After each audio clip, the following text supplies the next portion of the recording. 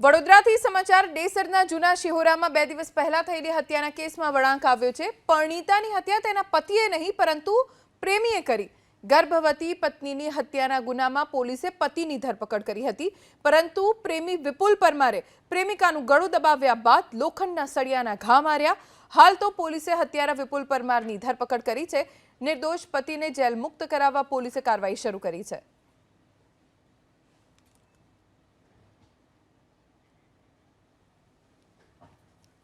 અમદાવાદ કે જ્યાં રોડ રસ્તાની હાલત સાવ ખરાબ છે।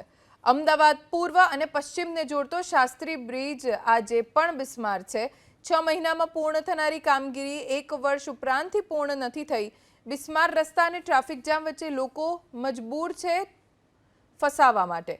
ચોમાસા પહેલા અને ચોમાસા પછી રસ્તાઓના રિપેરિંગના એએમસીના દાવા પોકળ સાબિત થયા। બ્રિજ પર પણ ખાડા અને ગાબડા જોવા મળી રહ્યા છે।